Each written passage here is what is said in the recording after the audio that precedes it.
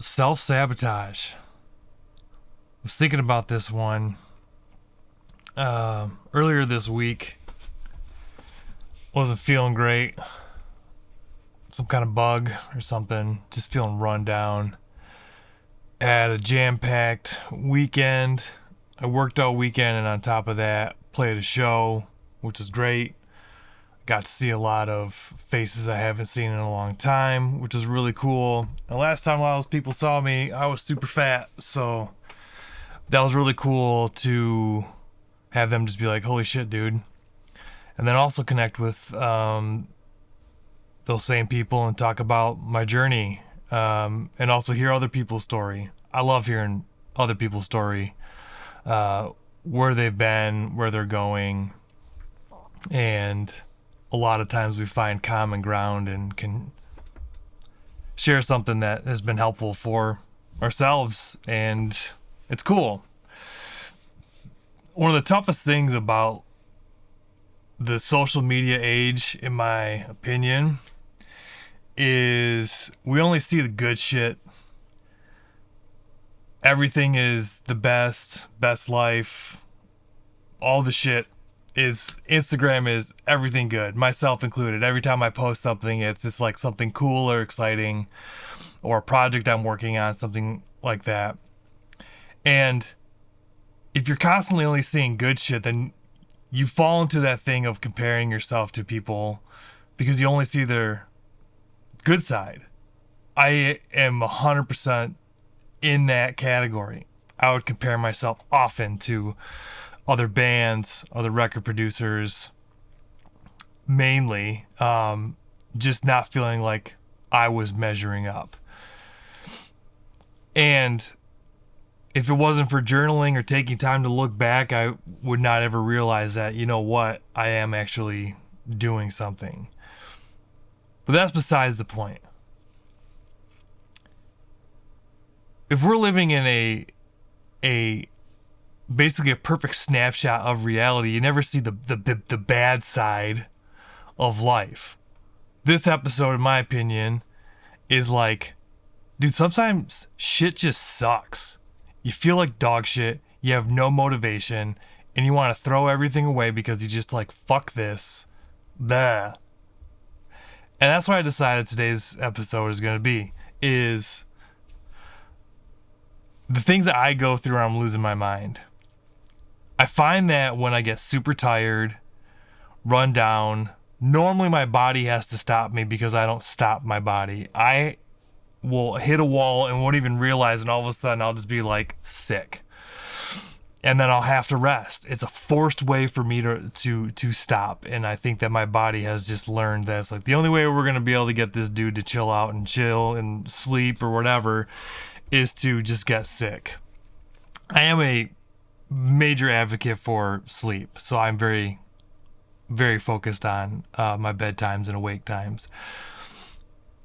So this week, it was in a shit headspace. I did have an appointment with a financial advisor, which is my cousin, who's a very talented fella, and we went over my finances, basically laying out where I'm at, where I want to go, things I want to do. And it was very exciting to see with his magical software lay out that if I stay down this path, I'm going to hit my goals. Very exciting. Even with that good news, I still had shit headspace. One of the things I find where it's like I have time by myself, then I can start going down like a labyrinth of just chaos inside of my head. I've gotten a lot better at it because I've had to practice. I've had to practice being comfortable being with myself. My whole life I've kept myself super busy, especially as I've gotten older and I started getting connected with playing in bands and making records. I just naturally wanted to be busy. I wanted to play as many shows as I could. I wanted to practice as much as I could. I wanted to play. Because anytime I had downtime, I didn't like being with myself. I never felt fulfilled. I always felt out of place. I never liked what was inside of me. And I just never felt like I fit in. And I just didn't like that. And if I was busy doing things that always made me feel good, then I would never have to acknowledge those things.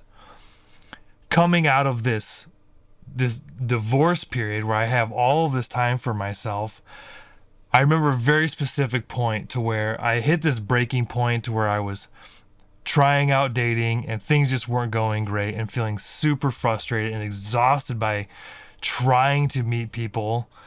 I just sat one weekend.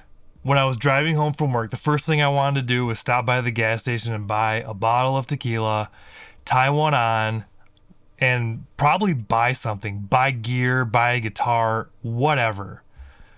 Just looking for that freaking dopamine hit to try and make myself feel good. I didn't buy that bottle of tequila. I was like, you know what? Fuck this. I'm going to sit in my living room like an addict, and I'm going to sit with myself. I'm going to sit with whatever's going on in my head. I'm going to sit with that nagging feeling I just want to scroll Facebook. I'm going to sit with that nagging feeling of wanting to just scroll Instagram to try and connect with people and try and like artificially fill myself up without ever acknowledging what I'm feeling inside. And then as I'm sitting there, I'm losing my fucking mind. I want to get on Facebook, I want to get on Instagram, I want to get on Reverb to go look at music gear, but I'm fighting this thing off because I want to be like, no, fuck this. I want to feel what it feels like to be 100% me. And it drove me nuts. It drove me really fucking nuts. I started writing down all these things that I was feeling inside of my head, and I learned a lot.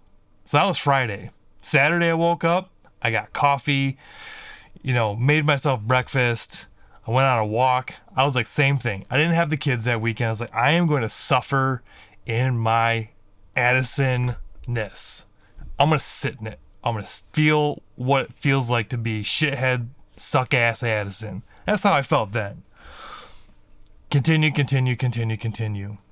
I'm at that night. I'm thinking about, man, I should just walk up to the bar and fucking socialize and just tie one on and just have a good old time because I love how I feel when I'm drinking and I can be social and have lots of laughs.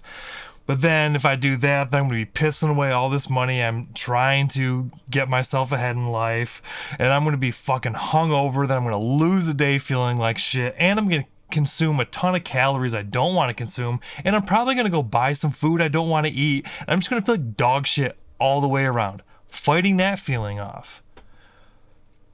I make it through the weekend, back to work, and work is kind of a safe place for me because I have been so vocal about my goals and where I'm going that my coworkers check in on me because they want to know what's going on with Addison, what's the latest and greatest, and we usually have a good old chit chat about that, or I will come in and be like, bro, what the fuck is wrong with me? Jesus Christ. And I'll talk about this thing and my latest journaling entry and figuring out what the hell is going on inside my head, trying to make sense of it all. Those moments are critical. That weekend of me weaning myself followed with more. I kept pushing myself because I started to realize that I've just been ignoring me for so long and didn't even know it because I was numbing myself with distraction. I sit in my car in silence and drive to work often. At work, I spend a lot of time by myself. I'm troubleshooting electronics.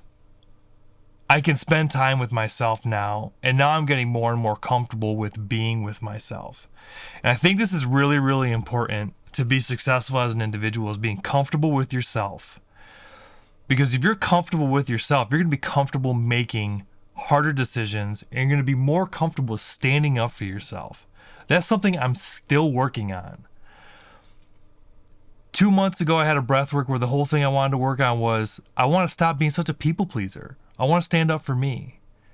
And that is something that is in the forefront of my mind when I'm having a conversation or meeting somebody new or trying to date or whatever. It's just like standing up for myself. Being like, no, this is what I want. This is who I am. And it's okay if it doesn't work out. This is who I am. I'm going to be with me. And so the last couple of months, I have focused on just being with me, getting familiar with myself, getting to know myself, finding out what's really going on inside myself. That has really set me up for success to make decisions that are going to work in my favor. How I'm handling my money, how I'm impacting my future, how am I going to get that house on the lake? These are all things that are just byproducts of me not self-sabotaging with little stupid things. Go look in your checking account right now, see and add up for a month. If you go to Starbucks, McDonald's, Arby's, fast food, go out to eat, go buy drinks, add it up. Look at how much fucking money you spend. And if you were to take that and you were to put that in, max out your Roth for the year, max out your 401 for the year, set that money aside, throw it in a brokerage account, watch it multiply and grow. Compound interest is my favorite thing. I love seeing the curve. I love watching my money grow. And now that I've buckled down and focused on all of that and actually starting to like see my money really start to grow and have a meeting with a person who all they do is grow money, say, no, dude, you're in great shape. Keep it up. You can afford to be more aggressive once you get your debt paid off. And now I've got a plan. It's critical that I look after me and not self-sabotage. Get in touch with yourself, find out what the fuck is going on inside, and pay attention so you don't fuck yourself. Check out my website, debtfreeby40.com. Fuck yeah.